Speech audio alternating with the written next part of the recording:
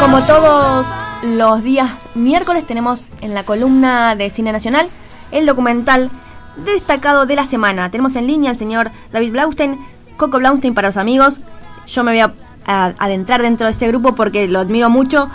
Tenemos en línea al señor David Blaustein, que la semana pasada presentó Fragmentos Revelados. David, muchísimas gracias por esta comunicación telefónica. Bienvenido al aire de CINRED. ¿Cómo está? ¿Cómo va? ¿Cómo están? Gracias por llamarme. No, por favor, gracias a usted.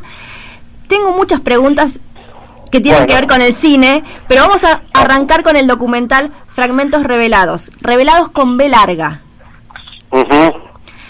Tuve la oportunidad de verlo y tiene muchísimas historias ricas, y yo pensaba en la construcción, llevándolo, digamos, hay un personaje que es una persona real, pero también es un padre, es un militante, es un cineasta.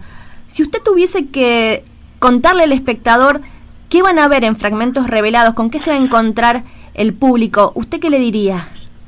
Yo creo que se van a encontrar con todo lo que acabas de decir. A mí me parece que es inescindible cada uno de los personajes. Por empezar, es imposible no pensar que Enrique fue un gran padre, también fue un gran compañero, también fue un militante y también fue un cineasta. Creo que nada de esas cosas se pueden separar unas de otras, y me parece que básicamente, obviamente no se puede separar el militante político del cineasta, porque hasta último momento Enrique, hasta en las peores condiciones, estuvo pensando en la posibilidad de seguir filmando y de seguir reconstruyendo la memoria. Por lo tanto, a mí me parece que es un director de cine, es un militante político, es un dirigente sindical, es todo junto, no me imagino una cosa separada de la otra. Cuando veía las imágenes de archivo, pero sobre todo pensaba en los hijos de Enrique Juárez, que en ese remover de latas, yo me imaginaba que era muy metafórico, pero era un remover dentro de ellos, porque después se nota en esas imágenes, en las caras de ellos. Yo cuando veía que iban descubriendo, era un remover y era un descubrirse también a su papá como militante. Sí, yo creo que evidentemente en el final de la película, cuando el hijo más chico de Enrique, cuando Pichi, cuando Pedro dice el problema que en esas latas está mi papá, ese es el problema, creo que sintetiza para él mismo cuál es el problema, cuál es la síntesis. Adentro de esas latas está Enrique padre, adentro de esas latas está Enrique militante, está la memoria colectiva de la nación argentina, está la memoria audiovisual, porque adentro de esas latas hay cine. Entonces me parece que cuando uno plantea la definición de Fragmentos Revelados con B larga, es justamente eso, son fragmentos que se revelan, que se niegan a desaparecer, que se revelan contra la posibilidad del olvido, que se revelan contra la posibilidad inclusive de desaparecer como memoria cinematográfica. Sí. Con lo cual significa, tenemos que conservar la memoria cinematográfica junto con la memoria histórica, junto con la memoria colectiva. Todas las memorias son parecidas, y en este caso en particular todos apuntan a la posibilidad de resistir a su desaparición, ¿no? Sí.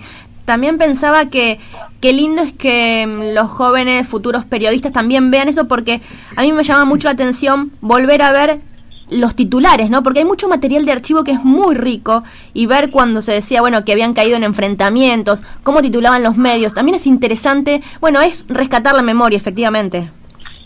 Sí, esto de rescatar esos títulos de La Razón, de Clarín, fueron abatidos 7 terroristas, ese era el lenguaje que se usaba en aquella época, y de las pocas cosas que uno podía llegar a enterarse simplemente sobre cómo titulaban los diarios de la época.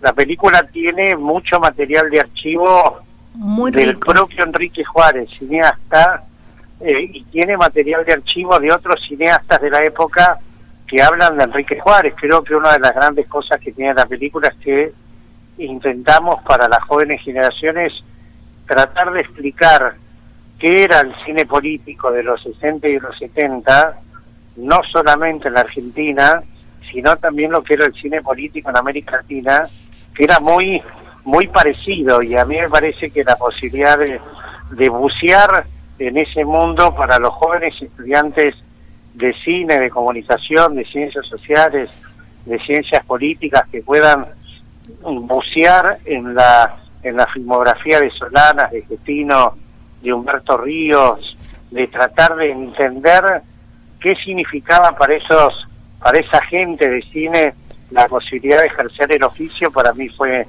muy gratificante. Muy gratificante también para mí es no solamente conocer las anécdotas, por ejemplo la de Carlo Atkins contando cuando llevaban las latas de las horas de los hornos y los detienen, o sea, escucharlo a José Martínez Suárez, a Horacio Berbisky, realmente un cruce de varias generaciones contando lo que se vivía en ese momento, y es muy actual en este momento. Sí, es muy actual. Yo creo que es muy actual en función, digamos, de que es muy difícil entender el autoritarismo de aquella época, pese a que estamos hablando de la dictadura de Onganía, y estamos hablando también de lo que es la dictadura militar, pero al mismo tiempo sí significa también lo que es entender en términos políticos lo que eran las agrupaciones políticas de las distintas organizaciones revolucionarias, ¿no? Digo, uno pertenecía a un frente específico, Enrique en este caso pertenecía al frente sindical, y me parece que en la época en que las organizaciones revolucionarias en la Argentina tenían un desarrollo tan notable, tan masivo, tratar de entender su mecanismo de funcionamiento me parece que le da una perspectiva actual sobre cómo era la relación de ciertos cuadros de conducción y de ciertos cuadros dirigentes con ciertos cuadros más de base, y eso me parece que es muy saludable para entender este presente, ¿no? ¿Y cómo se puede entender hoy lo que le está pasando al cine nacional, que está en estado de alerta hace por lo menos ya casi 2 años? Sí, bueno, yo lo que creo es que hoy, por suerte, hay una mayor posibilidad de ejercer ciertas presiones por vía democrática, ¿no? Uh-huh. Digo, a mí me parece que hoy tenemos un instituto de cine que tiene una concepción mucho más financiera de cuál es el sentido de la presencia del Estado en el apoyo al cine nacional. Históricamente todos nosotros entendimos al Instituto de Cine como un instituto de crédito, pero básicamente como un instituto de fomento, claro, al cine nacional. Fomentar al cine nacional es entender un círculo virtuoso de la economía en el cual el instituto da créditos, uno firma con esa película, estrena la película, el público va al cine, con las entradas donde el público va al cine, ese valor de cada una de las entradas, el 10%, vuelve al instituto, y el instituto vuelve a dar crédito para que otra gente tome esos créditos, pueda volver a estrenar sus películas. Digo, sí. Serán películas de 10.000, de 30.000, de 2 millones de espectadores, pero todo suma a la posibilidad de un cine de fomento y de crédito, donde nosotros entendemos que, como en las grandes cinematografías como Francia, como Egipto, como la India, el sentido de la presencia del Estado en el cine tiene el sentido del fomento, del subsidio y del crédito. Pensar que el Estado puede cambiar su rol para que de repente el Estado financie las películas y le entregue el dinero a los bancos para que sean los bancos los que den crédito, me parece que es un delirio total y absoluto. Por eso es fundamental, bueno, seguramente están todas las organizaciones de la industria cinematográfica, la comunidad está muy atenta a cualquier movimiento, y yo pensaba la importancia de ver Fragmentos Revelados y la importancia de ver el cine político hoy, porque nosotros estamos hablando de Fragmentos Revelados que cuando uno la ve es imposible que no salga con la sangre en ebullición, pero cuando hay estrenos nacionales relacionados con el cine político o el cine documental, todavía me parece, no sé si de hecho, en Fragmentos Revelados dicen como que el espectador era muy avesado, era muy gustoso, concurría al cine, quería ver este cine. Y yo siento que hoy hay un público que hay que salir a buscarlo, que está, por supuesto, pero como que cuesta más que llegue al cine. Bueno, vos pensás que estamos hablando de aquel país, de un país de 22 millones de habitantes, con alrededor de 2.000 pantallas cinematográficas y con alrededor de 44 millones de espectadores por año. O sea que en aquella época, claro, más o menos cada espectador iba al cine 2 veces por año. Es como si hoy, en vez de tener 44 millones de habitantes, vos tuvieras 88 millones de espectadores, pensando que cada espectador va 2 veces al cine. Claro. El mundo ha cambiado radicalmente, la televisión, el cable, el video, el videoclub y mucho después internet y las grandes redes que hacen circular contenidos han ido de a poco exterminando la posibilidad de que el público asista a la sala cinematográfica. Hoy la gente prefiere infinitamente quedarse en su casa viendo Netflix por televisión. Bueno, es muy difícil combatir eso.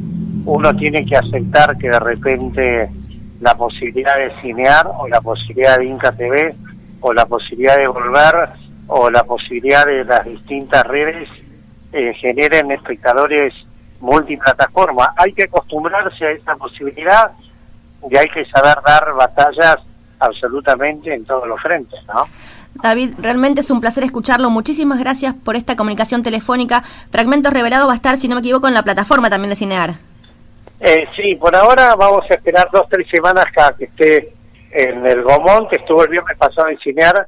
Cuando baje el Gomón veremos si está en Inca TV y después veremos la posibilidad de algún tipo de exhibición. Por ahora, lo que le recomendamos al público es que vaya al Cine Gomón a poder ver Fragmentos Revelados ahí. David, muchísimas gracias por esta comunicación telefónica. Ha sido un placer para mí. Y a disposición. Muchísimas gracias. Hasta luego. Hasta luego. Teníamos en línea al señor David Coco Blaustein.